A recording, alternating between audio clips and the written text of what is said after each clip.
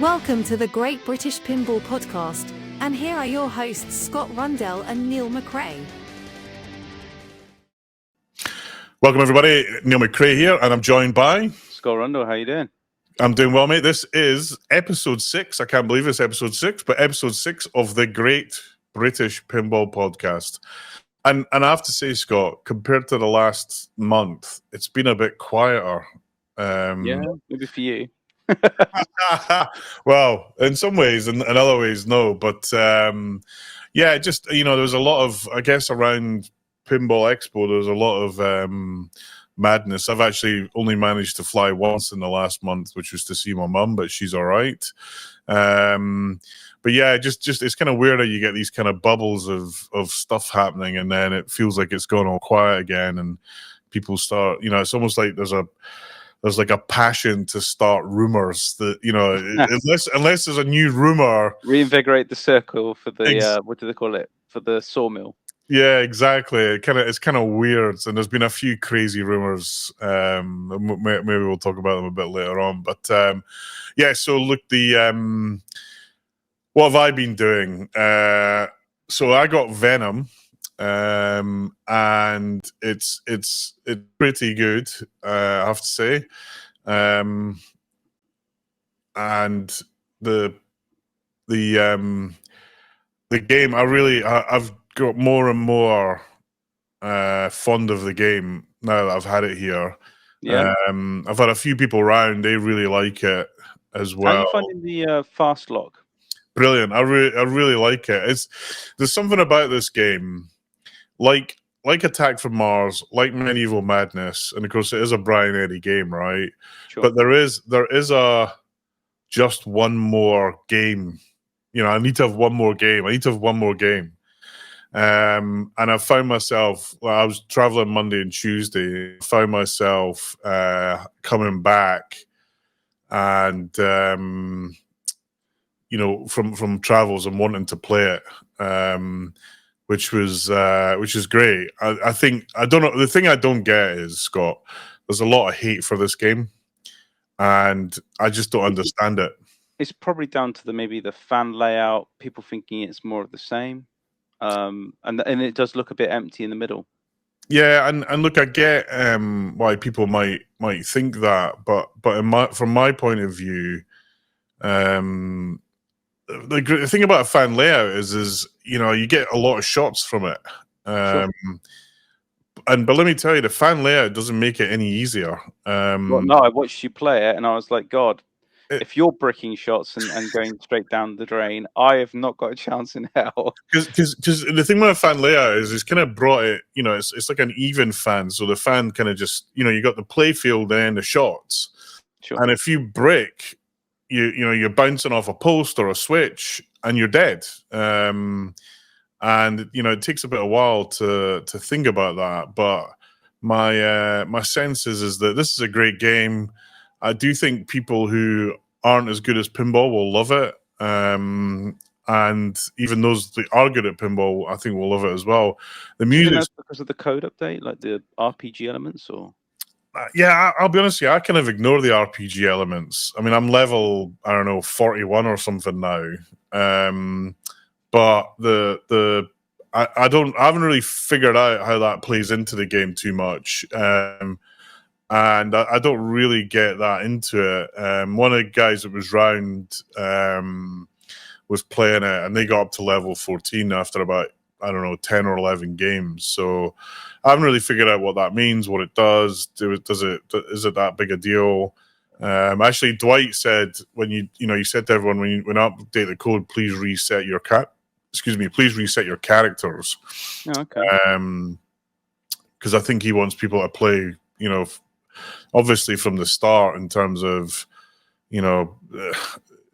testing the game as he does updates and. So yeah, I've been playing that. I mean, the one thing I'll say though is I don't know what Stern are thinking about this. I'll just try and find this thing that I've had to buy. But Stern they've kind of on the game, they've kind of exposed. Hold on, where is it? They've kind of exposed the there's like exposed electronics on the game. I don't know if you've seen it. Yes, Fast Block. You're on about the and mech. There's just a pile of stuff. So I ordered this from Game Root Mods on Pinside, and I mean you can see it's got a little bit. I could have 3D printed you that. Yeah, I know. Well, this is. I don't. I think this is not. I think this is plastic that he's bent. You know, like on the thing that the machine that Colin's got. But yeah, this was age old pinball. Oh, that's something I like. I'm just going to buy it. And just click, and it's on its way. So I got a couple of them. I got a bunch of other plastic stuff from Game Room Mods in the US, by the way, who doesn't even know who I am, let alone we're not sponsoring him or anything. He's just got a load of good stuff. I got a set of Foo Fighter plates as well, but and they ordered it a couple of days ago and it's here already. So I do think that they've gaffed on that. I think it's just and they've also the other thing they're having is there's a ball air ball issue where it goes up the ramp in the middle, bounces off and goes down the back. Adjustable ramp. Yeah. No, it's not. It's the one. It's the Carnage start. It's the start. I think it's called the start ramp. It's the ramp you hit to start Carnage, and it's like how Walking Dead shipped. It didn't have like a thing on top for the plastic. So when you hit the ramp, if you've got any sort of air on the ball, it just launches up and goes behind the ramp. And it's happened a few times. Apparently, Stern know about it, and they're working on a top piece, which they did for Walking Dead as well. But I've said the artwork's great. The LE looks beautiful. This dark blue sparkly powder coat is amazing. It does look nice. Yeah, it's got this amazing art. These amazing art blades they've actually got. Funnily enough, I'll speak about this at Theatre Magic, but they've actually got a protective cover on them. But I'm kind of because they look so nice, I'm probably just going to leave it on because. It's like a protective film on the. On the art blades because they're not mirrored, but they're kind of shiny foil, Sure. and they look very nice. But I have to say, the game looks great. I got it from Phil at Pinball Evan,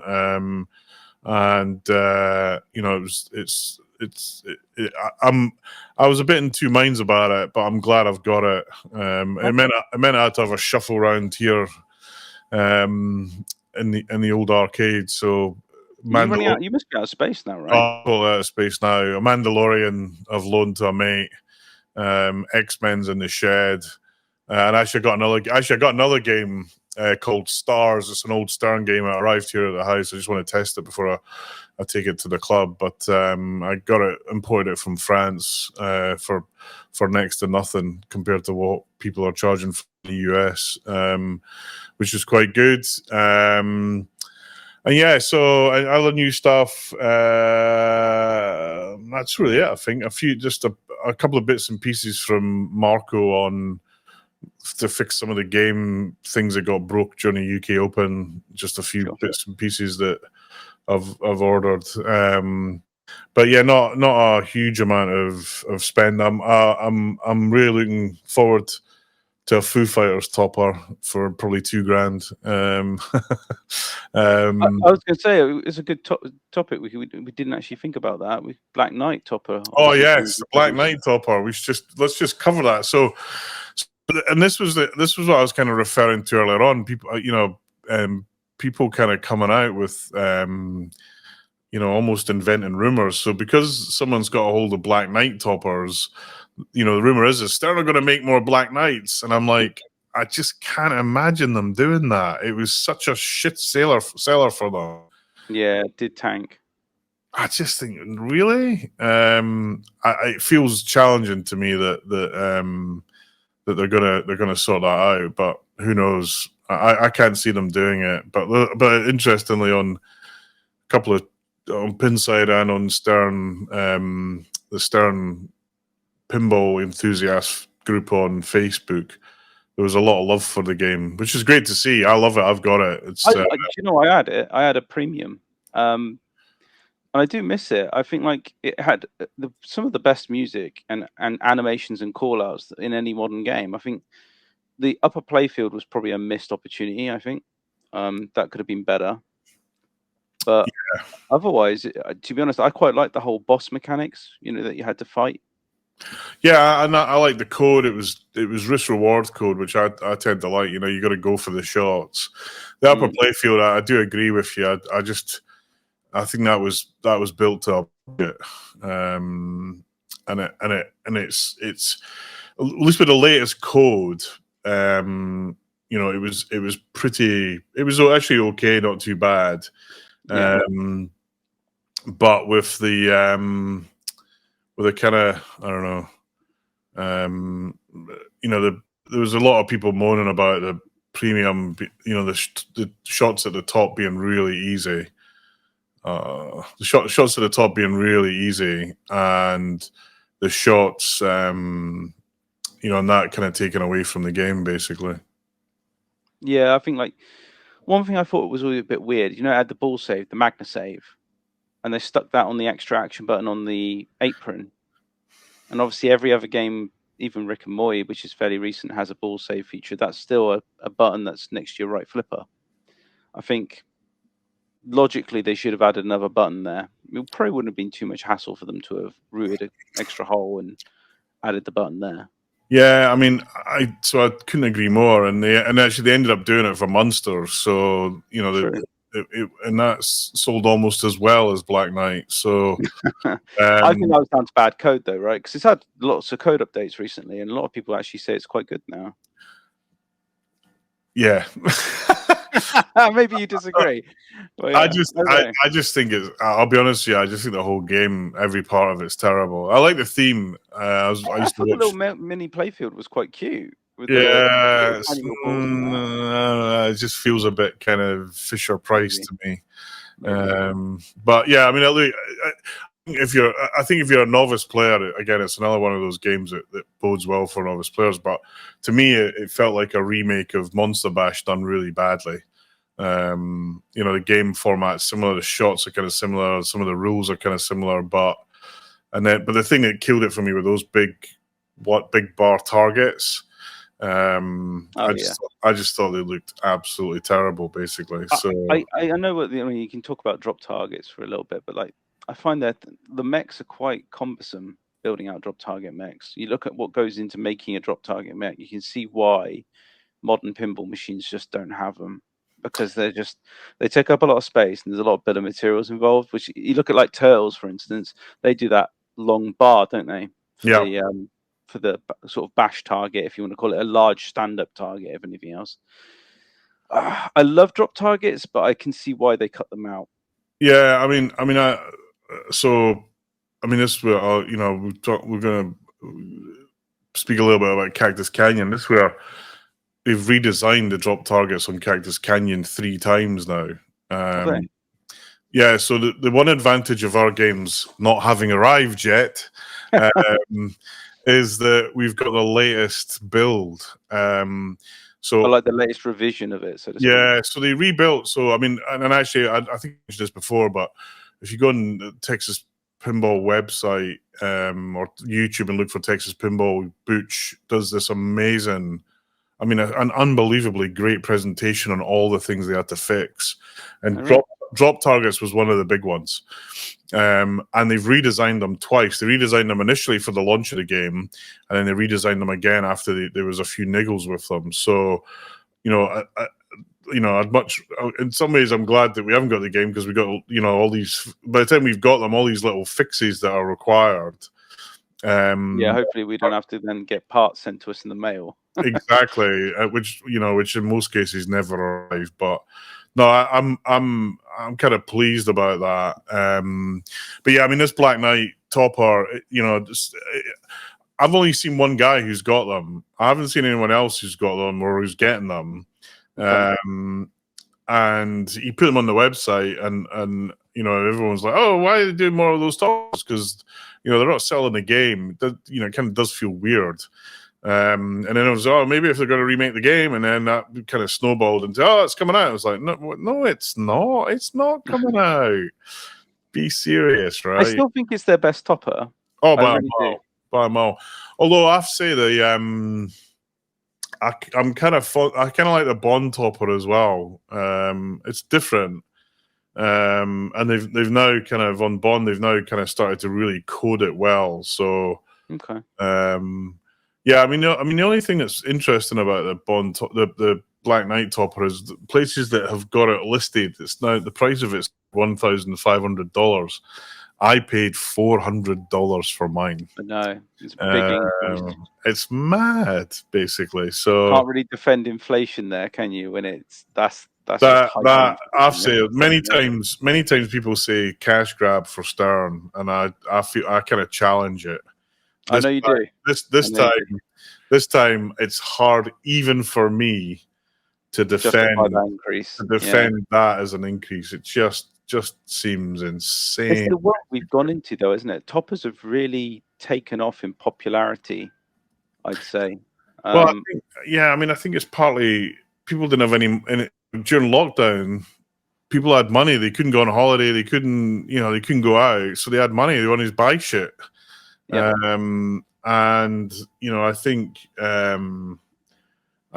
the outcome of that is toppers went ballistic. I mean, everything went ballistic. Interestingly, there's an online shop with a topper available for half that price, but it says it's got 100 in stock. I somehow think that's and they take Ethereum, right? Yeah, probably.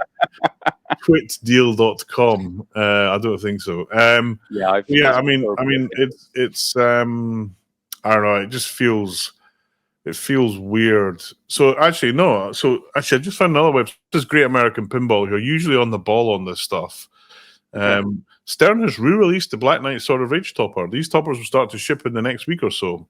Dress up that Black Knight from Stern Pinball. Please allow 2 to 4 weeks for shipment. These guys are 45 minutes from Stern's manufacturing factory. office. So, and actually, they had a huge stand at Expo. But yeah, it looks like it's definitely the topper. At least is coming back. And is that advertised price of $1,500 or $1,500? Yeah. Okay. Which is ridiculous. I mean, I've got to admit, if I still had a Black Knight, probably would have got one. I'm not gonna lie, even at that price. But the thing is for that sort of money, actually, if the topper had come out at that kind of money, I would be like, yeah, okay. But it's when you see the other garbage toppers that have come out for the same amount of money, like Avengers topper, Jurassic Park topper. They were all more expensive, and it's like, what? Where would you rate Turtles? Turtles. I actually think it's got this eye that moves. It's quite cool, but it's not. I just think it was like the silly part about it was you got the logo. Yeah, and then the logo right above it. And the channel light. It's like you don't need it twice. I don't know why they didn't move it somewhere else, but. I mean, the thing is the thing about Turtles is the topper's not really tied into the game. That's the big issue with it. So it kind of just flashes and moves around. But whereas pretty much all the other, even the Led Zeppelin topper does stuff depending on the mode. Well, so I think the fancy toppers are, to be honest with you, the ones that come from CGC. You look at like Cactus Canyon. It's pretty good, right? You've got the Cowboy, and it's from what I've been told, at least, because again, I still don't have it. It's tied into the game logic, and I feel like. Games like that, Pulp Fiction's topper, I've got to admit, if I was to have a Pulp Fiction, it has to have that topper. It's so good. Yeah, I mean, the Pulp Fiction's awesome. I mean, they've always done a great job. I was a bit, actually, to be honest with you, I was a bit disappointed with the Monster Bash topper because the figures are there, but they don't do anything. They're just kind of static. And same with when they did the Medieval Madness one as part of the Royal upgrade. It just felt a bit. They might though in the next release, right? Maybe do something more special, especially to justify the rumored price increase of the game. Yeah, I'd be amazed if they did that, but who knows? I mean, I think for Monster Bash, the folks that bought an LE like me, I think that would really piss them off if they did something with the topper. But it pissed me off, put it that way. And right now, I think CGC, who make probably the best games of all time. In terms of quality, I mean, I heard some nonsense about people saying the build quality of the Big Lebowski was great. Really? We had one in our club, right? one of the recent ones, not one of the original builds. Okay. And honestly, man, we asked the guy who brought it, Thomas. Thank you very much for bringing it, Thomas. He's one of the founders. We asked him to take it away because it was broken more than it worked. So look, maybe again, it was back to that boutique pinball thing that, you know, if you've got one at home, you're probably all right. But put it on location, and whether or not it can handle an aggressive play, basically on location, is another thing, right? It's just made of cheese, basically. And every time I've seen a Big Lebowski on a location, it's been broken. It's not been on. So for anyone saying that that's build quality or that's great, they're obviously delusional. I mean, I can't. There's no other word. I can't comment really. I've only seen the one that was at Pinfest, and I'm trying to remember. I think it was somewhat reliable. I don't remember it being out actually, of all the ones I've seen, it played well. It did have a couple of issues. The flipper came loose or something. I can't remember. Actually, we've got that game, or we had it at the UK Open. Phil loaned us for it for the free play area. And actually, it was solid. And it was played pretty hard, and it was solid. We didn't have to fix it on the whole day. So, you know, maybe they've got better, but I certainly wouldn't be putting it up, you know, where CGC is. And then that's why I'm kind of relaxed about Cactus Canyon to some extent, because I know when it arrives it'll work. But I just, you know, we're talking. I saw on the forum Alan, who's been waiting for his, and Alan's kind of got an illness that you know is pretty ugly, actually. And so I actually offered him, hey mate, I'm sure everyone thought I was doing some, you know, everyone thought, oh, you're so good of you, Neil. But I was kind of selfish in the fact that if my Cactus Canyon turns up right now, I got nowhere to put it. It's a nice space. So it's like, hey Alan, can you take this? But no, I mean, genuinely, it was more like, can you you know, look, it'd be, you know, take mine, one, because I've got nowhere to put it, and two, I've got forever to play this game. So you know, and I know Phil, I did speak to Phil about it, and he's like, you know, he's tried everything to get one, but it's, you know, there's just the way things are with CGC. It's hard to get any news out of them for anything. So but anyway, Alan's going to come down. We exchanged a few emails. As soon as that arrives, he's going to pop down. Good, I'm glad, because I'd like him to experience it and to play it. Right, he's waited a long time. Yeah, and I've got a load of games here that he hasn't played. He'll be like a kid in a candy store. Yeah, in your place, I'm sure of it. Yeah, I hope so. And you know, and actually, you know, anyone, if you see a game that I've got that you want to play that's not anywhere else, just ping me an email. I've had quite a few folks pop down and play stuff, so just to get a vibe for it. So I'd let a few people come down and play Bond 60th because they wanted to know about it. Yeah. And so Venom, great, awesome. A really flowy game. It doesn't deserve the shit that it's getting right now at all, in my view. And I think, to be honest, I'm kind of glad, because I now know that there's hardly any in the UK, which makes my game all the more desirable. More desirable when it comes to getting a bit like Stranger Things, right? Stranger Things. I mean, Stranger Things, Deadpool. What else? Elvira. Deadpool. I'm just going to put it out there. By the way, I do think that game is shit. I'm sorry. I know everyone loves it. You're in a minority there, man. I know. I had that game for I had it for 2 weeks, and I was like, "This is shit." Really? My wife bought it for my 40th, and I couldn't be bothered to get rid of it. I was just like, "Nah, this is crap. I don't like this game. I don't know what people find so fascinating about it. It's like it's got no mechs. It's got nothing in it. I'm just like, wow. I mean, if you're kind of on the toy side, it's not. Yeah, I am very much on the toy side. It's probably this not. Game does nothing for me. Yeah, it's not a big toy game, but I've got two of them. I've got one here, one at the club, and I'm sure everyone's like flaming me right now. They're like, I mean, there's effigies of Scott being burned in the streets right now. All this other political doomsday's stopped. Scott said Deadpool shit. Let's get the torches and the pitchforks out. Deadpool to me is what Monsters is to you. That's how I rate it. mate, there's someone coming around your house to blow it up now, I tell you. Jesus, that is you're braver than me. That's that people name me credit, you're so outspoken. This guy said Monsters is better than Deadpool. Fucking hell. I definitely think that as well. I'm not gonna lie. Oh dear! Right, quickly moving on before we're both before people make voodoo dolls of us and we start feeling weird pains. And the other thing, I got Theatre Magic home. And mate, you did such a good job of it. It plays so well. I'll be honest with you. I'm gonna come clean, right, on this. I was very nervous about, because I like the games to play in a certain way, sure. and I was very nervous about, will it play as good as it did, because it did play great. I mean, it was don't get me wrong, it was right. That game, you have to dial it in to get it right. Exactly, and I was very worried about that.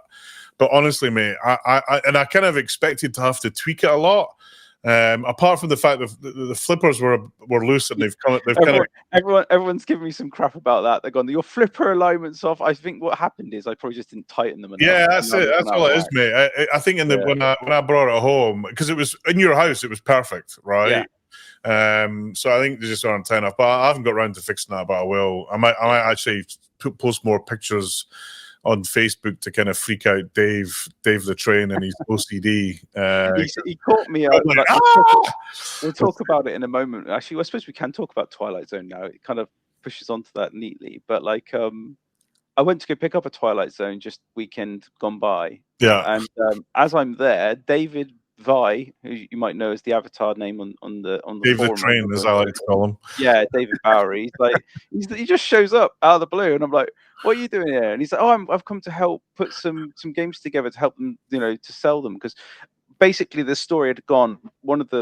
Unfortunately, the father-in-law had passed away, and he was an active member on the forum, from what I gather, and he had quite an avid collection.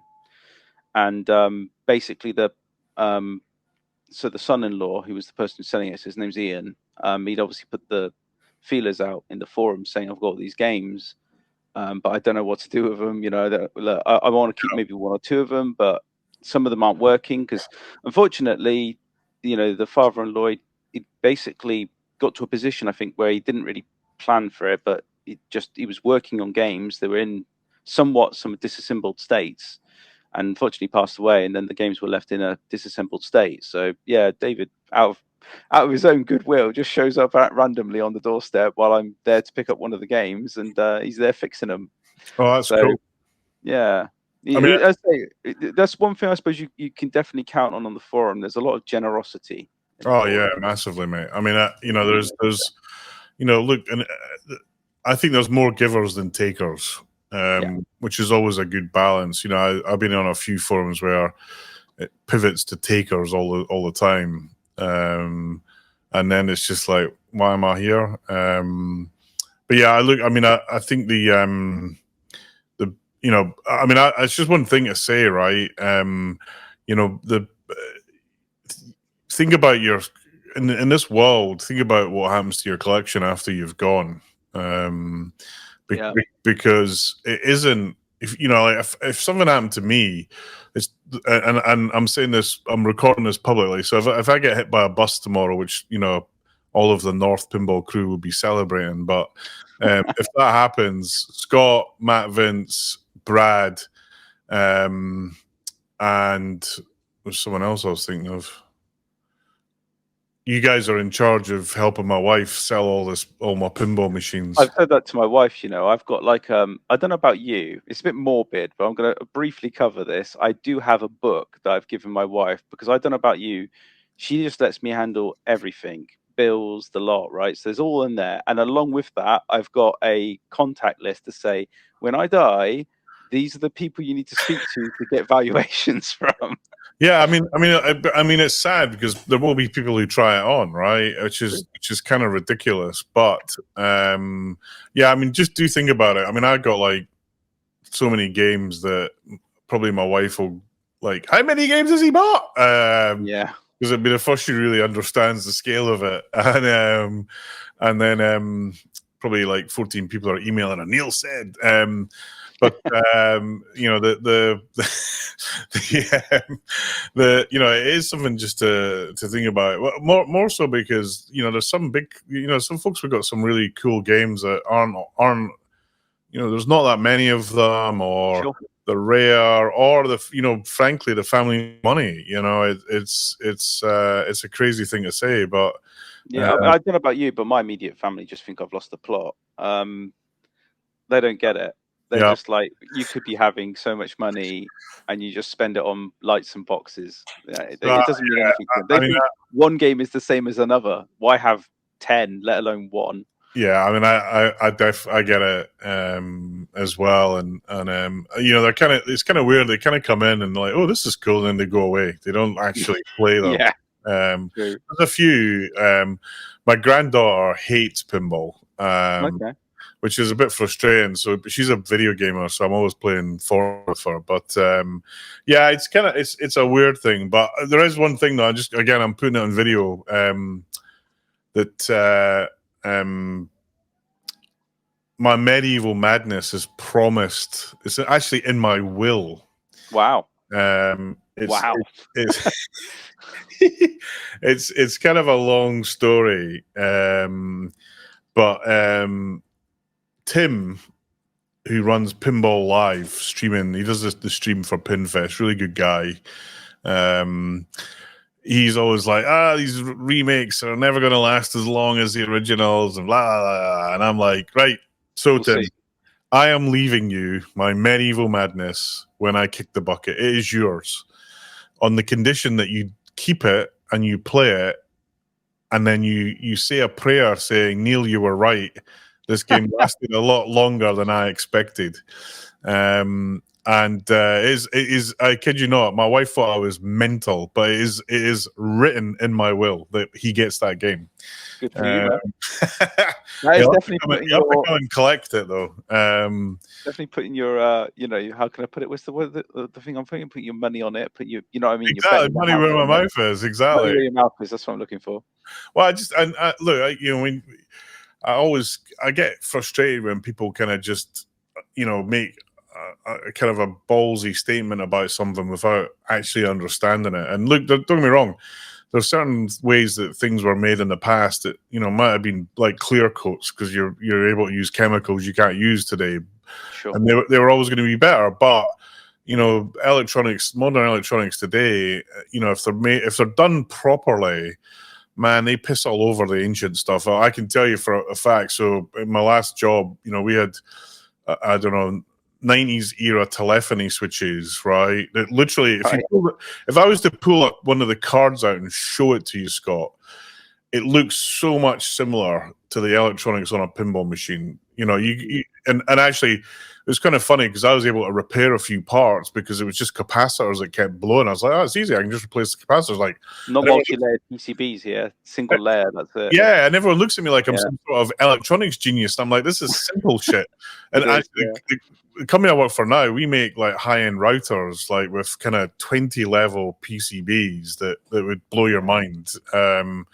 You try repairing a track that's buried in one of those layers. Yeah, but this is the thing: if you want that sort of performance, you got to realize that you can't repair it. I mean, you repairing a terabit capable router, you just be mad to try and solder that because you're probably going to cause more damage than you're going to fix. So, but yeah, I mean, look, so make sure you're prepared who's going to look after your games, and the community is good for stuff like that, and it's great that this guy's getting help and people are mucking in. If that was someone local to me, from what I understand now, he's sold his last game, so he's kept on the advisement of other people, including me. He's kept his Attack from Mars. He's kept a Medieval Madness, which I said were definitely out of his entire collection that they had there.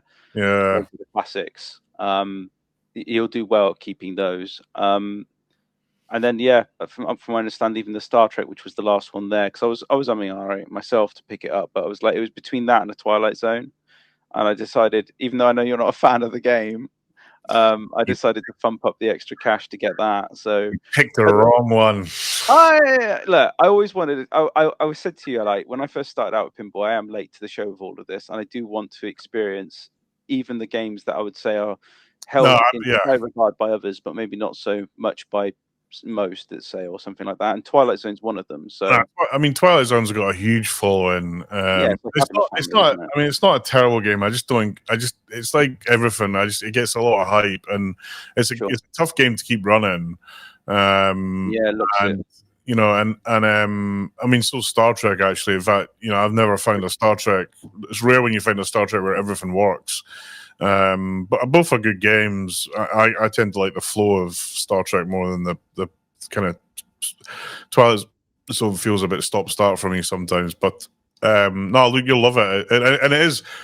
I've had a Twilight Zone for a while, not I think 3 weeks, and then I was like, "Nah, I'm done. I've got this out of my system." Scratch that itch. Yeah. And it is good to get these games and swap them around, and because I think when you've got them at home, you get to experience them at a level and a depth that you just never do on site. But this is the issue I find with, like, a Pinfest is a good example because there's just so many games.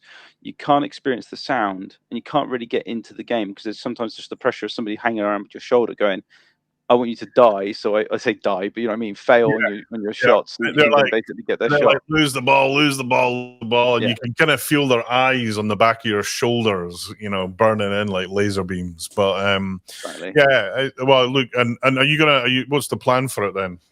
I'm definitely going to restore it. It basically, it had, as I mentioned to you before, I alluded to the fact that it was one of the games that had basically been unfinished. So the clock had been dismantled. From my understanding, that's a common part to fail. Yeah. So I've got to reassemble that. There might be not all the parts there either, so I just got to make sure I've got everything before I try and reassemble it all. I've got to sort out the power driver board. It keeps resetting.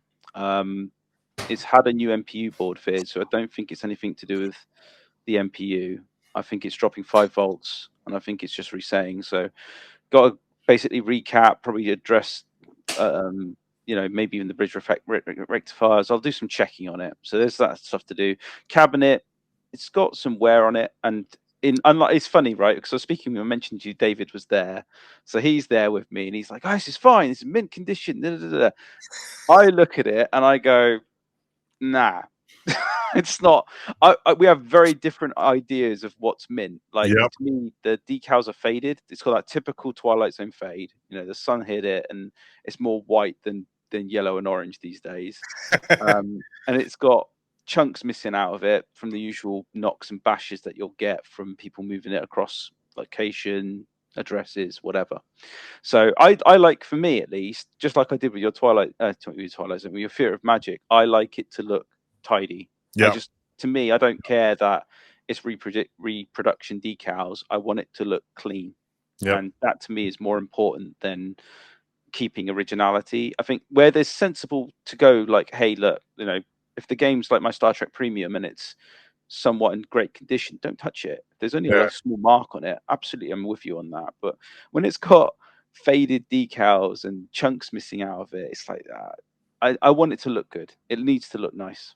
Yeah, no, and look, I think in that scenario, you're definitely adding value because a bottom end Twilight Zone will go for, I don't know, $4,000. A top end one will go for 8 or 9, maybe even 10 grand. So, you in that, Twilight Zone and Adams and I'd say Indiana Jones, yeah, and Totem and Theater Magic as well a little bit. They've got to go up the scale, haven't they? Yeah, and you look at something like Star Trek, it has a ceiling very early on. So absolutely. if you replace a playfield and do a cabinet work on it, you're like, I'm never going to get my money back. Yeah, I mean, I think I saw Star Trek Next Gen. Some guy wanted $6,000 for it. It wasn't even a nice one. I'm like, this guy's on cocaine. Even if it was brand new out of the box, you're not going to get $6,000 for a next generation. It's just not realistic. But Twilight Zone easy, right? Yeah. I think. I mean, good luck with a clock. It's one of the most I heard bizarre mechs of all time. Mike Parkin at the club, we were lucky to have his Twilight Zone there for a while, and the clock was always something he was fiddling with. It's now at Medway, actually, down in Kent. Big shout out to Tony and Mike who run there.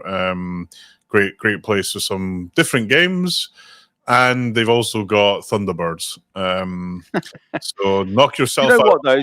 credit to him though, as you say, he's got the games that most people just be like, he's got like Jetsons as an example, right? Yep. I just to experience those games and say, hey, I've played a Jetsons or I've played a Thunderbirds. That's cool. I'm not gonna lie. It's like, I'd never own them. Good. He's insane enough to have them. It is good that you can, but you don't have to own them to figure out how terrible they are. I did ask Tony when his what was that game that just came out? The one based on the band. Oh shit, it's just going in my head. Oh, Spinal Tap. Spinal Tap. Sorry, yes. I did ask him. I was, hey Tony, when's your Spinal Tap arriving? Which he was like, he kind of looked at me funny. I think even that is too bad for him. That's too far. Okay. So I mean, like I say, I mean, good luck with Theatre Magic. We'll keep an eye on that. I guess you'll be posting updates on the forum. Yeah. You don't trigger David anymore and get upset if those flippers aren't aligned. I'm gonna do it. I think I might stream it this weekend with the flippers in banana form. I'll make it. I'll make them so they're like looking like proper V shaped. I'll change the rubber band so one's white and one's black, and I'll put the kind of slingshot plastics on upside down on each side just to freak his be like OCD like a chalkboard with nails.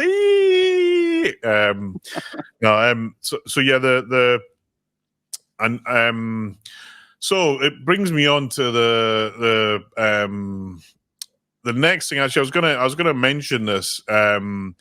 The British Modders. So I don't know if you saw Davy's podcast that he started in Before the Lock. Yeah. Which he's done 2 episodes. It's a brilliant podcast. I forget the link. I forget the link of it, but I'll put it in the notes. But he's done 2 and really interesting. Really get to understand what's going on with the mods. And actually, I've been working with him, John, Jazz Boucher, Paul. I kind of bought a few mods for some of my new games. I bought this amazing Bond laser mod for Bond. It's absolutely freaking awesome. Is that where he's on the table? Yeah. So it's up on the kind of side ramp bit, and it takes input from the Optos. So it's actually like a game within a game. It's so well done. And Paul's sold out for the next 10 years on it, which is great to see. Again, a British mod maker. He's using some of the technology the Stumblers create. Because I got the Stumbler mods DMD on my Twilight Zone. And then Dave's Your Fear of Magic, but yeah. Sorry, Theatre Magic, you're right. Sorry, Theatre Magic. Though actually you got called out for calling Jim Henderson, mate. Oh yeah, I did. Yeah, you're right. And I should have got crucifix for that, rightly so, to be honest. So they're right. I didn't even pick up on it. I was trying to think, where did you get Jim Henderson from? I was like, I just couldn't think of it. Anyway. Packs. So so I got that mod. I got from John. He's got this Bond button. It's like a gear stick from the Aston Martin where you flick the button and press it like the ejector seat. Okay. I've got that on both. You can't really see it, but it's on both my Bond games at the back. If you're on YouTube, you'll see them. But and then obviously got Godzilla. It's amazing that the lit Godzilla. I was in when I was in Chicago. I was talking to Anna, who's part of the They do a pinball kind of lifestyle magazine called. Is it soft? No, it's not Soft Plunge. I can't remember what it's called, but I'll look it up whilst I'm yakking. And she was like, "Oh, Neil, do you know the guy who's got that mod?" And I was like, "Yeah, he's a British, really good guy." He's like, "Oh, has he got any left?" And I was like, "Well, I know the list's busy, but I got her on the list." I was just amazed at the reach those guys have now got. John. Yeah. They're making some. I know you're making a topper as well. I think. Yeah, I finished them. I'm fitting them on Saturday. Oh, excellent! I mean, it's great to see some pinball creation coming out of the UK. And Davy's got a load of new stuff coming out. I've got a mate of mine that's got some real special stuff coming up soon. but we'll And talk from about the that when the UK, time's right. awesome. Yeah. I mean, I think it's really exciting that we've Game got. changing stuff is what I would say. Like Yeah, really good. Like people will want it. But I won't let him because he's very conscious of he's going to let me test it first. I'm going to be his beta tester, and we're going to run through and make sure it works solidly, and then he'll announce it. But honestly, I think people will be very happy to be using the product when it's out. awesome. I mean, yeah. So the magazine's called Nudge. You can get it from Pinball Life, or I think you can get it from their website. But it's a really cool magazine. It's not. It's kind of it kind of talks about a lot of different things. It's more like it's kind of like a coffee table magazine, as they call them. But Anna's one of the. I think she's one of the producers or writers or editors. I don't know. Anyway, she's a great pinball player as well. So yeah, so you know, and it just occurred to me that all these mods. So actually, the one I've got coming from Davey is the Foo Fighters building one for the LE Premium. Yeah, that looked really good. I'm excited about that. And then how is he making it? Is he working in partnership with Sphinx or anything like that? How is he making the actual buildings? Are they? Yeah, I think he's working with a few people, but I think Yeah. increasingly, I think Sphinx might have. I don't know about this one specifically, but I think on some of the other mods, I think they kind of work collab, together right? on them. And I mean, Dave's built the Lollipop board, which is such a powerful board. Yeah. And you know, the Bond table mod uses it. I've got there's a couple of other mods that so because I've got the LEs, these guys have reached out to me and say, "Hey Neil, can you test this on the LE? Make sure it fits all right." Sure it works. Yeah. And actually, I'm like, yeah, okay. Like the Godzilla one, I'm like, hey Paul, it fits perfectly. How much do I owe you? They're sending them out. Hey Neil, just I'm like, no. I was like, no, guys, I'm buying this because if you hadn't sent it to me, I would have bought it, right? And they've you know, I've got to send Paul some money for the Bond table one because I think it's absolutely amazing and it's selling like hotcakes. I think he's just in the process of shipping the third batch of them out, but the attention to detail on it's just insanely good, and the lasers and the way it works and the way it's better than like the old school mods, weren't they? Like, I mean, I've noticed it a lot when I was like doing Adam's Family. I noticed the mods were just pretty bad. Like, there's just most of them are just like they've drilled out a toy and stuck an LED in it, and it doesn't do anything. These guys are actually creating integration with the game. That to me is what a mod is all about. Really, it's just adding value in terms of like not in terms of resaleability, but in terms of like, hey, this looks 10 times better with this in the game, and it's adding you want some of the dynamic. Yeah, I mean, and that's what someone that you know, Davey said. He did a speech at Pinball Expo, and you know, his goal is that he wants to create mods that people wouldn't know that they're modifications. That's the best You know, kind. they feel like they're part of the game, and you know, with the Tokyo mod, there's no doubt that he's done that. I don't know anyone with a Godzilla that doesn't have that Tokyo mod. I wouldn't be surprised if Stern start approaching them sooner or later, you know, and saying, actually, can you help develop stuff for us? Because they are, to be honest with you, professional level mods. Absolutely. Oh, easily. And I mean, I would be cautious if I was them because the margins. You know, the great thing is that you know people are paying for the value, but True. you know, a big manufacturer aren't probably. I don't know. I just think that they would. I'm not sure they would go down the. I know the Art of Pinball's done it, hasn't he? Because he's partnered with Pinball Brothers to do a lot of the Alien stuff. Yeah, he's doing Pinball Brothers. He's done some. I think he was working with JGP as well. Yeah, I think he is. You know, and it goes to show that they are doing it. I mean, there are companies that are approaching modders and saying, "Look, come make some stuff at you know, how can I put it, a licensed official level." Yeah, exactly, and I mean that's you know that I think that's one of the things that you know modders are slightly nervous about is that you know they are still kind of on the edge of the license, but you know I genuinely think that they're adding value, and you know I mean some of this stuff isn't super cheap, but the reason it's not super cheap, if it does what, like, you know, look at the toppers for instance. Sometimes, as you said, like, you know, Stern haven't made the best topper, but like I look at like Godzilla. I think Godzilla's topper is a missed opportunity. it's rubbish. Yeah. You look at, I don't know if you've seen, there's one recently that came out, look like a diorama. Like there's a building, there's Godzilla shooting like a blast straight at it. You're like, God damn, that's a lot of detail. Like, to me, it won't be to everyone's taste, but that's the kind of thing that I like. It's like, you know, if these modders can see something and they go, I envisage this in my head and I wanted to do all this, it's great. I more than encourage it. I love that about pinball. That's probably one of the best Me too, and that's why I want to. I mean, this is the thing, right? They're expensive, but the reason they're expensive is because they're good, right? Yeah. It is the age-old adage of you get what you pay for, right? And the stuff coming out of these guys, it's just so well put together. And also like there was the Bond gear stick had some little issue, and John's all over running around trying to sort it. It was weird. I kind of really felt for them because it looks like Stern, the plunger housing thing, the square thing that the plunger goes into. Yeah, sure. At some point, Stern changed. Yeah, at some point, Stern changed the dimensions.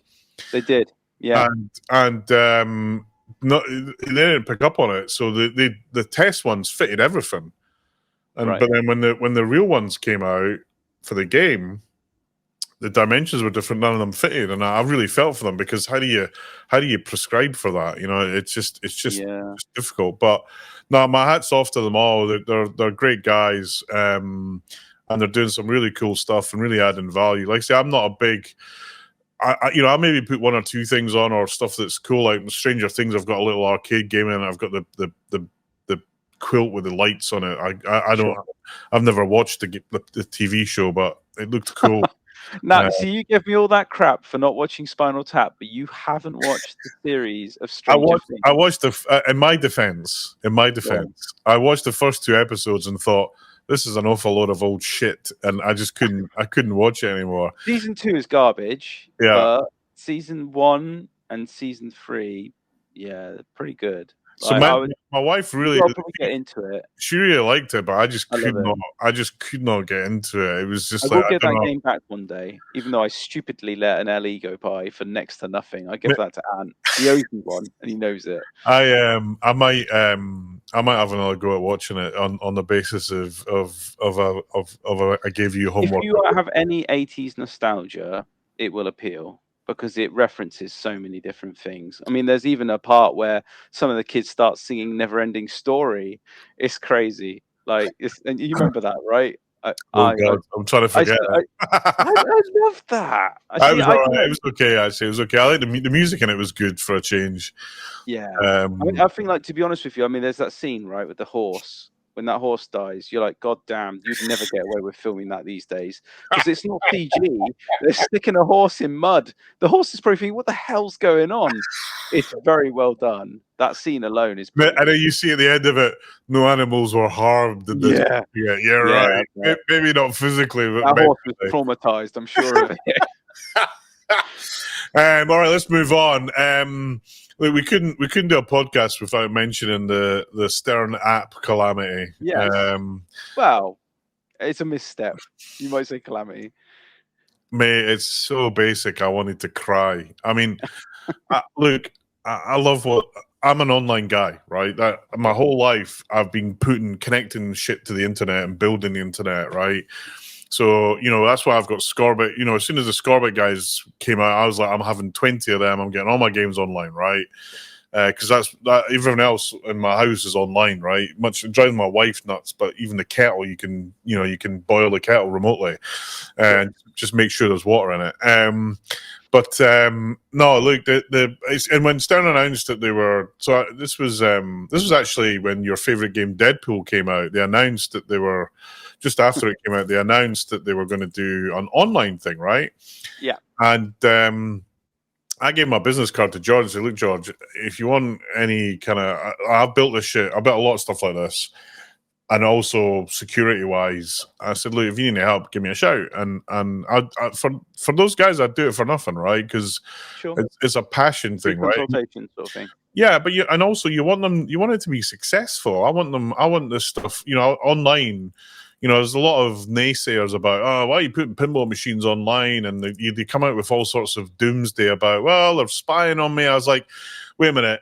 They're spying on you, but you've got a mobile phone, you're on Facebook, and you've got 10 bank accounts. Facebook is the best platform for conversations and throwing adverts up 2 minutes later. I just think, what are you talking about? And honestly, if you've got any of those things, it's like, I'm going off grid, but I'm keeping my mobile phone.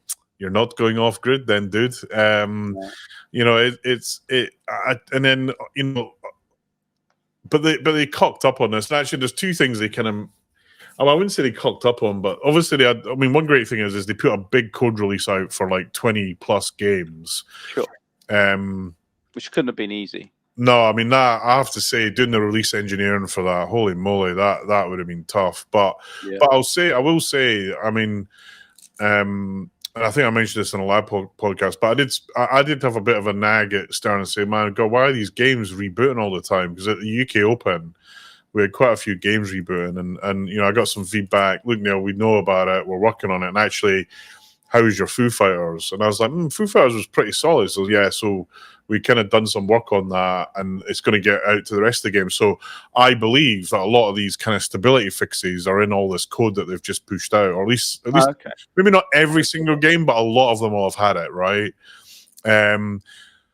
And there was some updates, some good updates to Elvira. Foo Fighters had an update. Venom had an update. Even actually, Black Knight, we were talking about earlier, there was some tweaks to Black Knight to kind of just a few things Tim Sexton, who was the code designer, didn't like. That's what was surprising, right? Because I mean, I don't want to sit there and bully JJP because that's an easy target, right? But I am going to say it. To this day, where's the Guns N' Roses updates? Where's the updates for Pirates of the Caribbean? It's like Stern are looking at their back catalogue and they're updating it. But look, it's even worse than that, Scott. Godfather has not had an update for over a month. Has it not? No, and I'm like, yeah. So Carl D'Angelo streamed Godfather the other night, and he said, yeah, this is code's a month old, and I was like, what are all their programmers doing? You know, because they're not updating anything. And Elton John is they've got a different set of coders on that, and I'm like, are they just like, I don't know, smacked out on drugs or something and like eating Twinkies? Because I struggle to understand how one organization can put out code updates at a volume that is this big. And those guys can't do it, and it doesn't compute for me at all, if I'm honest. Well, no, when you got people like Pinball Brothers, and I know that your favorite company, but they're doing updates to Alien. Do you know what I mean? And they did updates to Queen. I mean, like everyone appears to be doing code updates, and even I think Dutch Pinball did a Lebowski update. So yeah. And these guys are, compared to JGP, these guys run. I struggle with what's going on there, and I really feel for what I really feel for is the folks that put the passion in building games, like Eric, Steve Ritchie, and all those other guys that, they're not building games to make money, because those guys are talented. If they wanted to make money, there's a million other industries they could do it. Yeah, they're in it for the passion, and you've got an organization that's just not firing on all thrusters, is how I might politely put it. And I kind of feel John has updates, because let's face it, that's their big ticket winner now. That's their next Guns N' Roses, I think. I hope so. I really hope it sounds like a hotcakes. I'm really annoyed that my Alien principles won't let me buy the game. I'll need to wait for someone to sell one cheap, and then I might pick one up second hand. Stick to your guns on it, because as I say, I think the way they handled the playfield issues. It's shocker, man, shocker. But yeah, look, the code updates were great. I mean, there was also this minor furore about the adverts. That I don't know if you saw it, but they added this kind of. I saw your response video. They added this. I mean, I was like, "Are you kidding me?" On like adverts. Honestly, they're everywhere, right? Actually, a Pinball machine's an advert. Like, I've got Foo Fighters sitting in front of me advertising Foo Fighters, right? I mean, the whole thing's an advert. They used to do it. I mean, like, Data East especially used to get. I think it was when you played Hook, it used to advertise Lethal Weapon 3. Yeah, and when you went and Star Trek, the original series Star Trek game would advertise Hook. I mean, it's just laughable the noise that this caused, and I just despair, especially with the fact is with like 10 button presses you can turn them off, right? If you couldn't, that's the thing, right? If you've got the ability to turn it off and they're not going to lock that out in the future, then it doesn't bother me. But the kind of, I don't know, conspiracy theories that came out of it, like, oh well, the next thing they're going to do is sell your data to these advertisers, and you'll be flipping. I think they're worried because the new CEO, doesn't he come from EA from memory? From Disney. Oh, from Disney, even worse. so basically, let's face it, Disney does not have the best track record for basically caring for the consumer or what they want. They're just a money train. I don't know. I mean, look, I kind of think I kind of think about companies that have made me cry emotionally, and Disney's right up there. Like, I took my granddaughter to Florida, Disney, and when she went into Disney World, she was like, "Oh!" And honestly, I was like wailing. Right, Right. you're watching some of the Disney movies or the Avengers. They're all Disney's. That's all Disney's produced stuff now. Disney, yeah. There's so many times I was in tears, or not, both with sadness and joy, right? And I think it's hard to put a price on that, but them selling. It depends if they take your favorite franchise and run it into the ground. Well, yes. I mean, if they take like, or also they charge like $120 for a Disney princess dress that. They know how to make money at Disney World. I'm sure you were broken about that. Oh yes, mate. I've gone nuts and had to buy another suitcase to get shit home. But I think my take on that is. One, I've met Seth, the new CEO, a few times. He seems like a good guy to me. I don't think he knows a lot about pinball, actually, which in some ways is good because Stern actually don't need any help on pinball. I would say they've got it pretty nailed down, right? They're firing on all thrusters. George has got a good team. He's put some new blood in. I think I'm only worried about is that they probably. I don't know. Are they oversaturating the market now? I feel like now that they've caught with their backlog and that, it's almost like, can the market keep up with their release schedule? And I think the answer to that is no. I mean, but it's the thing, right? I mean, I was listening to Zach Meny on the Pinball Show, which is Zach shares a lot of details about his view of the market. Sure. Which is probably quite a good vantage point, but not the only vantage point because he's very much focused on new sales. But the thing that he said about that is he's pretty confident that this year has been the best year for Stern.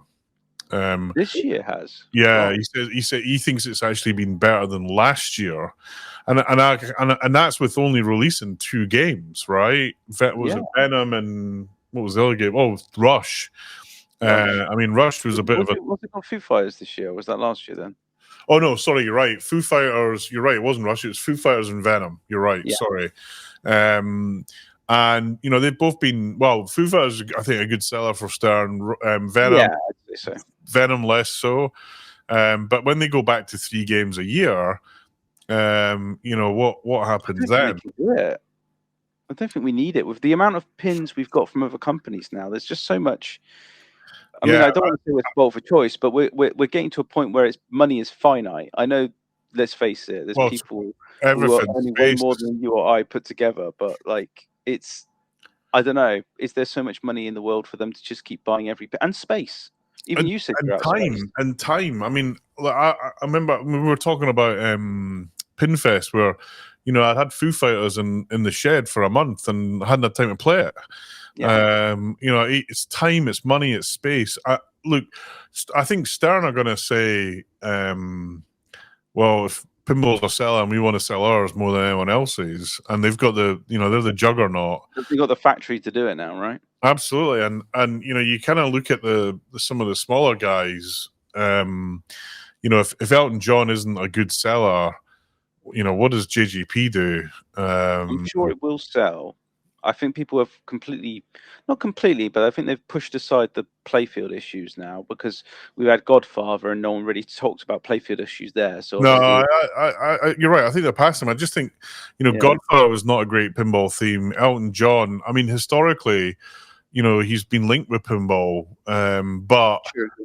But it's appealing to an older demographic. It depends on how much that older demographic has in terms of expenditure. And look, that I mean, that's people like me, old fat bald guys, right? And I would buy it. Like, if it wasn't for the fact that those guys are treating me really badly, I would buy it. So it does look stellar. I'm not going to lie. It's a bloody light show, that game. and there's been a few streams of it now where you can really get a vibe for it. Again, I think they need to change the person doing the call-outs because that woman was irritating as hell. But yeah, and so and then linked to the Stern code updates was the Stern app, otherwise known as Stern broke their own internet. And I kind of, I was that sort of thing. It's funny, and I made a meme of, Vincent from Pulp Fiction where he's wandering around. That one where he's looking. Oh yeah, the meme. Well, yeah. I did the meme with. That didn't work. The kind of error that was coming up as a bit of a laugh, but I'd much rather it worked. And I, when you look at that, and I know a bit about building these sort of platforms. I just think, God, they've built it like an old website from the 80s or the 90s, rather. I don't know. I mean, the thing is, right? They could have stuck this in. I imagine it's in AWS or it's in Azure or something like that. So they should have built a scalable set. VM that dynamically grows with demand, so that then it can burst. Even a burstable VM would have been good, but I don't know, like, how well they've scaled it and whether or not they thought about the demand that was going to hit it. It's maybe them not fully understanding the user base. I don't think that they've got a kind of a web engineer, a modern, I'd call it like a full stack sort of engineer type, fabric engineer type. Look, if you're building a platform like that today, you build it serverless, and it you use function based architectures, and actually Scorbit. I know there are some people you make it more like PaaS based, basically. Yeah, absolutely. So when you the technology scales with the demand. That makes sense actually. And that's the way of building this. And actually it's not that people. I think people struggle with the architecture of that sort of thinking. The Scorbit guys have built it like that because those guys come from, like the technical director of Scorbit. Build. No, you're right. I'm coming at it from an IaaS point of view, but I'm sorry, we're getting too technical here. But yeah, you're right. Going from a platform-based database rather than building a VM, putting a database on it locally, and then trying to tax it with adding resource. You're right. That's not the right approach. And I don't know. We're estimating how they've done it, but I imagine the fact it fell over. In fact, I mean, server error 500. That's server busy, right? There you go. That's a telling number, right? But I just can't help but think, have they really got the right advisors? And I'll say again, Stern, if you need help with this, you got my number. Happy to come and help you guys. Because I want it to work. I want it to work well. And like I say, the Scorbit guys, they've built it, like, technical director to Scorbit, Brian, he built a load of the stuff that's called Slack, the application. And that scales to, I think they've got like, I don't know, have they got 1 billion users on it? I can't remember. It's big, right? Not that many, really? I might be exaggerating that. It's a big number. It's millions for sure, right? And it's business. It always impresses me to know that there's that many people using the product. You know what I mean? Because I always see, my perception of pinball is always still that it's niche. I think I've definitely got to get myself over to the States and get myself into one of the pinball scenes. I'll probably go to one of the expos or something next year. Go to Texas, mate. Would be my advice. The thing about, and I'll really show you how big it is. The thing about the error that they hit, I've seen that with 100 people on a website. You don't have to have a lot of users to hit a database with logins. And the thing that was bad about it wasn't just affecting logins with the app. Games weren't able to log in as well. Yeah, and that to me is like a definite, like, users not being able to log in, but games on location, if you're really going to put payments and all sorts of other stuff on this, you just cannot do that. That's just a big no-no. So it sounds like they need to redo the architecture on this, to be honest. Absolutely, and there's people out there that would happily help them. Jay and the Scorbit guys, they'd love to help. I'm sure. I'm not speaking for them, but they know how to do this. I'd love to help them.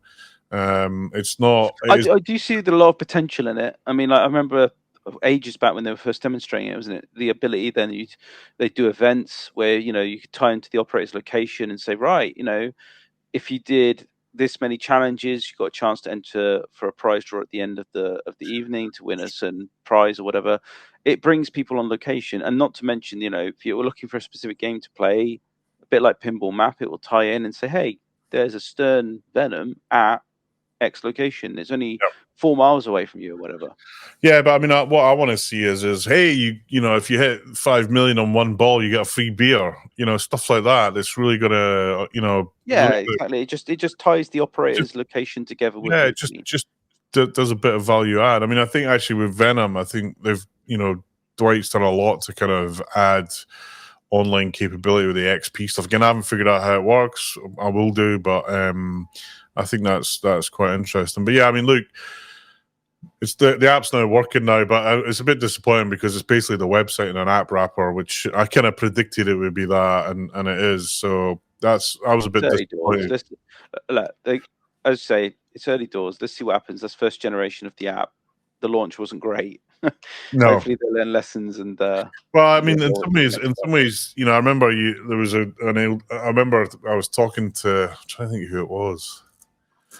It might have been the guys from one of the big newspapers who was launching their website, and I said to him, aren't you worried that it falls over? And he's like, no, I actually kind of want it to fall over because then you become a bit legendary. And this was like 20 years ago. Now you're just a bit of a joke. So, the fact that you still haven't sorted this out, I do worry though. Being online, it's not. Everyone thinks, you just phone 1-on-1, you got a website, and boom, away you go. You're running a business online is not an easy thing to do. So, no. I hope they solve it. Let's move on. Can't help but also talk about the Twippies. So don't vote for us because we're not on it and we don't really care. At least I don't care about awards. So if vote for Scott, but no, it's me. No, it's me. No, it's all right. Hey, I've got a Twippy and I've also got an Emmy award. Which one would I prefer? No, look, I think for some of the mod maker types here, and there's some aspects of it that are, in my mind, really quite cool. It gives people visibility. Right. I do like watching the Twippies. I'm not going to lie. Yeah, I missed it. Not last year before. Last year I was both years I was at Texas. I missed it because I actually qualified in the tournament, and the finals clashed with it, so I missed it. And then, I mean, they put on a good show. It's a lot of fun. I mean, I think that's the key thing. If it's fun, it's great. Sure. But I kind of chuckle at Kaneda and Chris, like, I'm a 6-time Twippy winner. I'm like, so freaking what? It just makes me laugh that people kind of He's the biggest gerbil in the hamster pen. Yes, you are the biggest piss in the ocean. I get a bit kind of chuckly about that, but good luck to everyone that cares about it and vote vigorously. I'll be honest. So I mean, there's actually if there's one thing I'd be voting for, kind of best streamer would be Carl D'Angelo, because he does some great streams.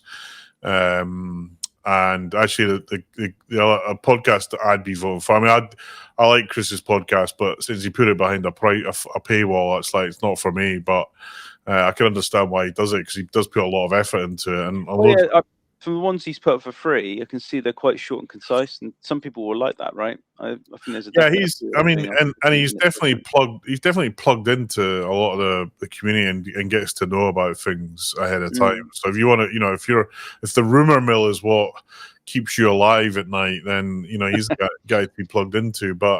And I've met Chris a few times.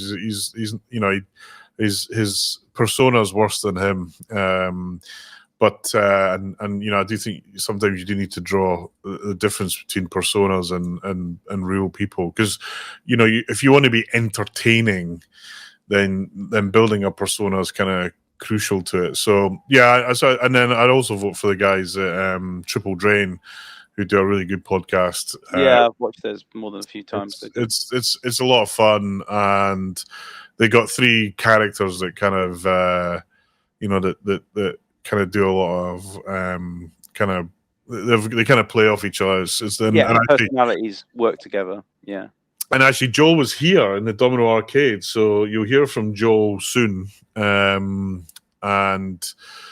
he was here. We were playing. We actually did a competition, a 9-game competition. Joel won by 1 game, only because my excuse is he got to pick the games, so he picked all the games I'm rubbish at. But he was over here. He stayed local, and he went to Pinball Republic. Really enjoyed that, and went to. We went out for a bit of dinner in Windsor. Actually, you'll hear from him later on. So, but it was good to see him, and he's a good guy. And then actually now you kind of just reminded me about the club. So some of you might be aware, but Pinball Republic, we've kind of been given a what they call a notice to cease the premises, which is basically pack your bags, you're leaving. Right. And we knew this was coming. It's not a new thing. We knew it. The building was bought about, I want to say, just after the first COVID lockdown, and we, I kind of, the sort of company that bought it, I work for an investment company as an advisor as well. And when I looked at who it was, I was like, yeah, they're going to be kicking us out because they're going to level the place and either build houses or something modern and make high-rise apartment, something like that. Yeah, actually, it turns out they can't build apartments on the land. It's got some special use, but they can build modern. They can build modern industrial facilities, which is what I think they'll do. Oh well. It's what I think their plan originally was when they bought the place, but with the interest rates and inflation, etc., I think they've had to shelve that. But what they were, they've been an okay landlord, not a great landlord, but they've been okay. But my take is that they had a lot of issues with some of the other tenants, right? And I think they just said, actually, we don't need to run this place. We'll just shut it down. What do you think that was, like missed payments, stuff like that, or late payments? I don't know, something like that probably. But my take is they just thought, actually, this is more aggro than it's worth. We're getting a few £1,000, which to these guys really is a piss in the ocean. And I think they basically thought, well, actually, we could just shut it down. We won't have to pay rates. We won't have to pay electricity. And I think they've just decided to do that. So we've been looking for a new place. Actually, we found a place that we're still working on. But the stark reality is we've been very lucky where we are. Pretty much, we've been paying a third of what any normal business would be paying for the space that we've got. And do you think you'll have to move further afield, away from your location, to like somewhere like north, cheaper sort of thing? Or I'll be honest with you, Scott, I'm not ruling anything out because we're beggars and beggars can't be choosers. So look, I would much rather stay locally. I mean, it's kind of bizarre. I would love to move away from Croydon, but the reality is we've got the southeast is just expensive though. That's but we've also got a base of customers and members there, right? So if we move, we'll lose some of them. So, but I mean, the big thing is we're going to have to put the price up. No matter what we do, no matter where we go, it's more expensive. So the only way is going to be increasing costs. Yeah. We actually have a meeting at the club this Sunday for members. Actually, for anyone who wants to come, let me just check the date of it. It's Sunday, the 26th of November. At 11 a.m. and if you care about the club, come along, and we're not going to announce anything, but we're going to take you through the reality of our numbers. And there's all roads lead to we're going to have to charge more, and we don't want to do that. We don't make any money at the club, although we have been. What we normally do is when we make money, we invest it in the club. But obviously, because we knew we were getting kicked out, we've spent no money on the club for the last year. That means we've built up a bit of a nest egg, which we thought, okay, we'll need that for the move. The nest egg is it's a few grand, but it's not big enough, and it's certainly it wouldn't help us last more than a few months. So so we want to have a conversation with the members, because if the members aren't bought into this, we're dead. It's just stop. Let's not even waste any time. So we need to see how many people really want the club to go on. I think it's quite a lot, but it's kind of okay. You value your club, put your money where your mouth is, because unfortunately, if we don't, well, I do hope that they respond positively to it, because there are only a few clubs in the UK, and they're certainly not a growing. No, and how can I put it? A growing. How can I put it? Environment. Like, if anything else, it's shrinking, because we already lost Nuneaton, which was Electric Circus. The pinball graveyard. But yeah, it's still a hit, right? Regardless of one less venue, one less location, with a decent selection of games. And I feel like, for me at least, I wouldn't want to see that place go, Pinball Republic, because it's just it's too much of a hit. There's nothing left then in the southeast. You guys are the last bastion, so to speak. Yeah, I mean, there's Pinball Office, but I hear from the rumor mill is that Chris, who runs it there, I've never actually managed. Every time I've been there, he's not. The time's never worked for me to get over there, but I've heard a lot of positive things about it, and the rumor is Chris has kind of had enough. He's a kind of a collector type, and again, I'm hearing this third hand, so I'm happy to admit being wrong, but a sense I get is he wants his games to stay in a certain condition. Of course, when you open them up to the public, they get hammered. Exactly, and if you're not up for that, don't do it, because they will get hammered. So, I mean, hopefully that doesn't happen. But yeah, it's looking bleak for pinball venues. And to be honest, I rely upon the without Pinball Republic, the UK Opens, at least the UK Open in the style of the way that we run it now, where I've been running it, it's dead. I can't do it without the club. So, we'll be back. Well, here's hoping that, Sunday get a decent turnout. People are willing to support the venture in whatever shape it takes. Yeah, I mean, I think the members, we've done a couple of surveys, and the surveys have been positive, but also in some ways have also been confusing. So what we want to be sure is that everyone understands what we're trying to do. But actually, people can help. We've got the big monster meet. It's our 6th birthday, or is it 7th? I can never remember. But it's the weekend of the 1st, 2nd December. So we got. Let me just check the dates so that I don't get this wrong. But the 30th of November, we got Ping Golf. The 1st of December, we got Strikes in the evening. I'm running that. We've then got a big, massive tournament on the Saturday and another massive tournament on the Sunday. I think I might have to miss the Saturday one, unfortunately, because my grandson's birthday party, but I'll be there for the rest of them. So come along to that. You can get more info at pinballrepublic.com or on our Facebook page, probably better on our Facebook page, or if you just search for the Monster Meet or Pinball Republic on Matchplay, you can actually register on Matchplay. So I'm looking forward to that. It's always a good turnout, and then we got another one just after Christmas, but that's our birthday party. I'm hoping it's not our leaving party, but no, we don't want that, Neil. No, it might well be. So I'm intending to enjoy myself, and we'll see what happens. But yeah, I think pretty much the community. I mean, Pinball Republic's has become a little bit of the center of the community, which some people don't like, which is fine. But other people, I'd say we've added more than I'd say we've given more than we've taken. I mean, the question I've got is I got 25 games there that I'm not quite sure what I'll do with, so I might be loaning. Don't give them to me. I've got no room. I might be loaning games out for free. Keep watch this space on that, because unless it's Medieval Madness, I'll make room for that.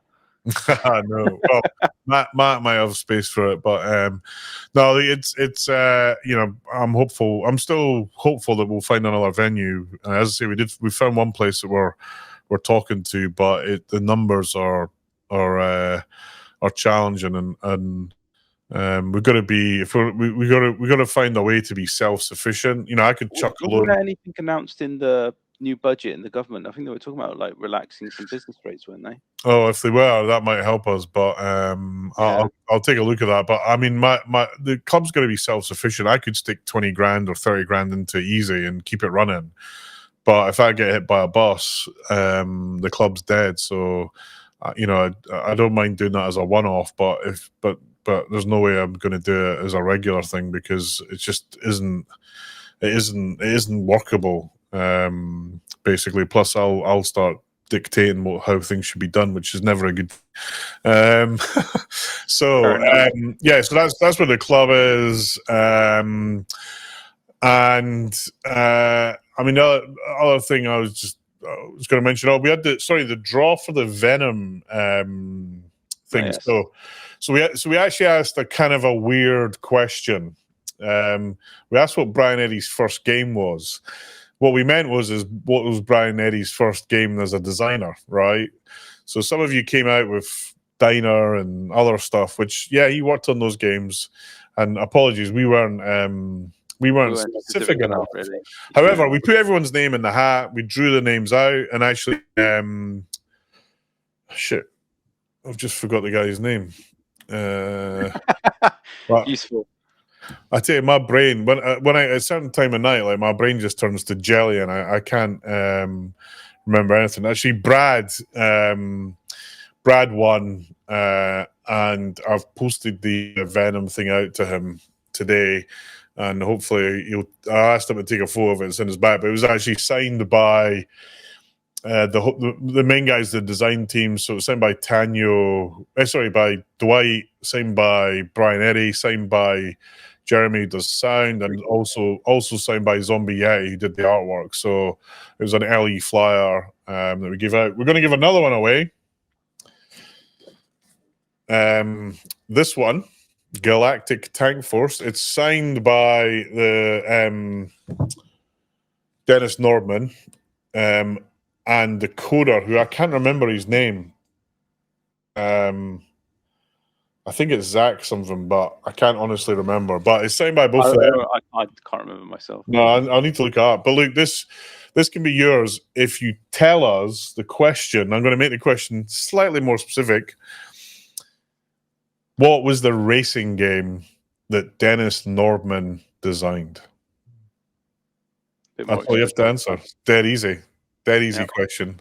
So we'll put all the answers in a thing and we'll draw it. And actually, we'll talk about that racing game because we've got some plans afoot to do something with one. There's a bit of what's the word? Future content for us to talk about. A big box arrived this week, Scott. That is for that game. Okay. So that gives us some. We've actually got a bunch of other stuff that we'll give away. I got a signed Bond limited edition. I got Foo Fighters, Jack Danger signed it. I got a few other these things that we'll give away over the next few podcasts, and try and maybe try and do a few more difficult questions.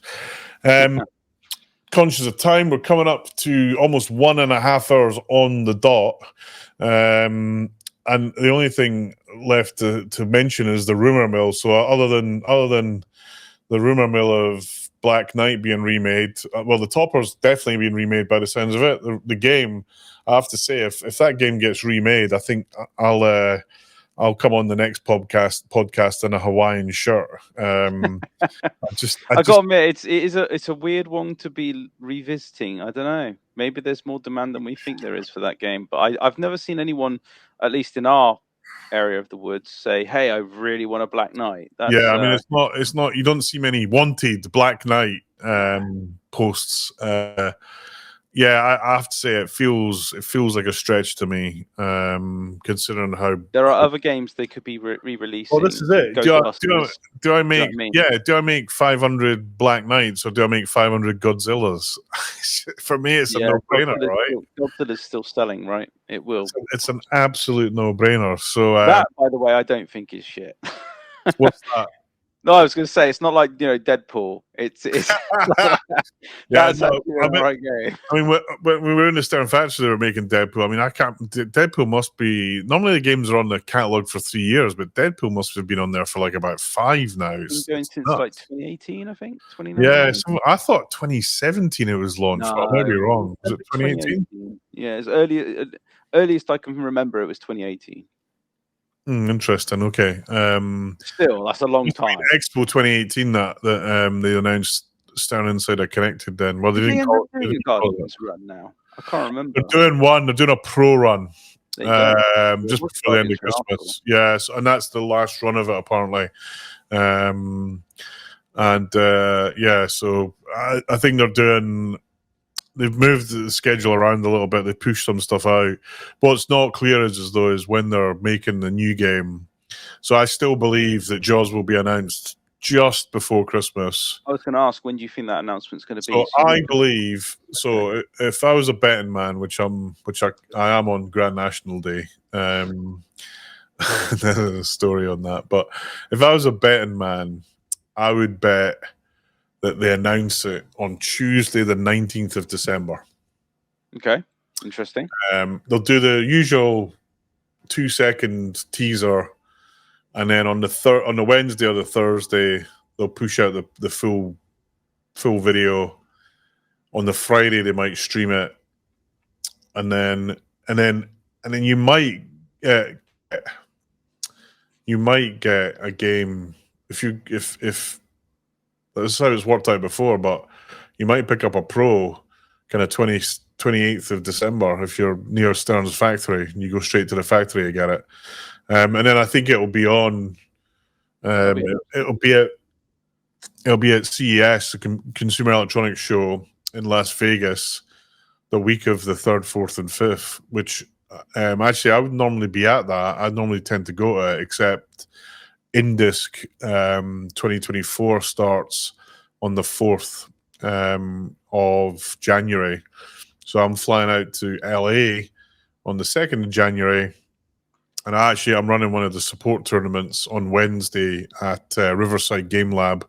Great venue, absolutely amazing venue. It's just so good. I'm running the warm-up tournament on the 3rd, and then Indisc starts on the 4th, which I'm really looking forward to. And then I'll be in Vegas the week of the 15th, so I'll get to see the new Pinball Hall of Fame that opened up there a few years ago. I went to the original one, but I've not gone to the new one, so I get to see that. I have been hearing stories about the fact that a lot of those games are out of action at the moment. It's not new, so, yeah. Running basically. So when I was last at it, the old venue, it was the same story. The games were in a right state, and Tim, the guy that runs it, I don't know. Have you watched the movie Special When Lit? Oh yes, I have. Yeah. So Special When Lit, you'll see Tim, this kind of long-haired blonde guy, sitting in front of a row of EM games. That's Tim. He's a bit of a, how would I put it? He's a bit of a Victor Meldrew. Is how I might put it. And he doesn't let anyone touch his games. And actually, they held a world championship at the venue, and he got really upset with people nudging the games. And there's actually an amusing stream of him losing his shit because some guy nudged the game. It's on. I can't remember which event it was, but I don't think they've hosted anything there since. But yeah, I'm looking forward to going, if nothing else, to see some of the older, rarer games that are there. Still miss Banning, which was just another epic pinball museum. So yeah, look, we're going to do a Christmas special. We're going to do it live, so you can join in. We'll post up the dates as soon as we can once we pin the dates down. But we'll have some prizes. We'll have some funky Christmas jumpers, and yeah, we'll have a bit of laugh for the. We're not going to do them live all the time because it's quite difficult and the fact that Neil's internet is shocking anyway. Yeah, I know. So actually, let me just cover that, right? Freaking hell. And it's still a bit iffy, right? There's something weird going on, but so I've had this weird internet problem, and it's just bizarre. I've tried everything on it, And the latest thing I tried is I discovered that I've got a cable that links the shed to the main house. And it looks like my gardener, who I've got these big hedges, and as a guy comes and trims them down every 3 road months. issues here, people. Yeah, sorry. Mate, help. when you've got a garden, you cannot do it. You cannot do it yourself, mate. So that is the one expense I'm happy to pay for. Anyway, he appears to have chainsawed the Ethernet cable. But not only did he chainsaw it, which is bad, but shit happens, right? But he did one worse than that. He tried to fix it, and he bodged together this most horrendous, like, packed lunch sort of box thing with what we call jelly beans that kind of bond cables together. But of course, Ethernet works because it's it's unshielded twisted pair, and if you untwist the pairs, Ethernet stops working, especially over long distances. So every now and again, Ethernet would flake out, and I'm like, what the hell is going on? So I finally found this, and I was like, I don't freaking believe it. So today, a guy has ran 2 new cables, and I'm actually using them now, but the issue's still there. So there's something else. It's better. It's definitely. I mean, even during this show, I'd say we've had a couple of drops here and there, but 10 times better than it was the previous episodes. 100%. But I mean, but the first episode we didn't have any of this shit at all. So the only thing that I think it can be is I use this kind of Wi-Fi setup, and I've got a Ubiquiti router that's on my fiber, and the only thing it can be is that. The good news is I've actually got a spare one from the UK Open. I'm going to swap it out, and hopefully that will fix it. But it's been infuriating. The other thing is I haven't been here. I've been out. Like, you know what Stern be saying to you right now? I know. It's pretty easy, Neil. Network issues. Look, there's some irony there, right? 100%. This is not. It's not that it's hard. It's just I just haven't had any freaking time to debug it. It's like, do I play pinball or debug a network issue? I'm going to play pinball, right? So at least you get to play it. All I get to do is fix them at the moment.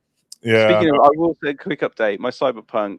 Oh yes, Cyberpunk. Speaker panels there, sat by me. I've finished the cabinet. I've finished the playfield metalwork, and I've finished the underneath harnesses. So I'm at a point where Coles, as in people know maybe on the forum as Collywobbles. He's great guy. Stellar job for me on some custom plastics. Awesome. I've got laser etched custom plastics heading my way. Hopefully arrive tomorrow. They look phenomenal. I'm really happy about the result on those. So once I've got the ramps back from Australia, because I've got some custom ramps I've got to make their way across the pond, so to speak, I should be in a position, hopefully, maybe just before Christmas, I'll have a finished game. Well, that'll be awesome thing to have for Christmas, man. Yeah. Really. I'm gonna test the war and send it some videos to CD Projekt Red, who make the Cyberpunk game, because they're based in Poland, right? And I know Poland's got somewhat of a pinball following, so hopefully they'll be like a little bit. Okay, it's pinball, rather than going, what the hell is pinball? Yeah, rather than phoning their lawyer and saying, cease and desist. Please not. Release the monkeys. Yeah. Release the monkeys. I preface all of this by saying I'm not selling it.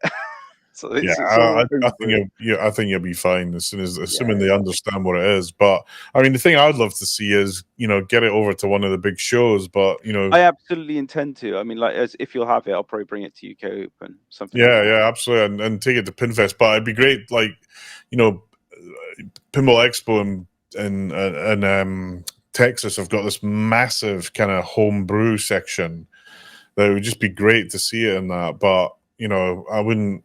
To chip a pinball over your tongue, you won't get changed from $1,000. So, it's not plus the risk of it getting damaged. Well, it's the thing. The powder coat cost me a ton. I won't go on it too long, so we've overrun a little bit. But suffice to say, it was a triple coat. And when I went to the powder coaters, he was a little bit like, I can't do your normal rate. This took way too long. Honestly, it looks so good. I'm glad that my wife pushed me to do it. Good. I'm looking forward to seeing it. I mean, I need to talk to you because I'm getting more and more convinced to get my Medieval Madness redone. Do it. I'll have it. I'll borrow it for a bit. No problem. I'll make it look good. Don't worry about that. Does the I get it done, but it's got the Williams games. They're all stuck down. They do. Aren't they? Yeah. You may. Yeah. I can. There are techniques you can do to try and safely remove the rails without one, warping them, and two, damaging what's underneath, because you often use like 3M double-sided tape, and that's really strong. Brutal stuff. I know they use it. Right. Okay. Look, I think we're done for this episode. And Scott, it's been a pleasure as always. Been great. We will get the Christmas date out soon, and look, everyone enjoy pinball. It's, I remind people, I think we are in the goldenest of golden eras of pinball, so make sure you're enjoying it. And as I said, if there's any games here that you want to play, or you got any questions for us, get in touch via our Facebook group, and come to Pinball Republic. I'd say visit Scott's house, but I think his wife would gun me down for that. And remember, you don't need precision flippers.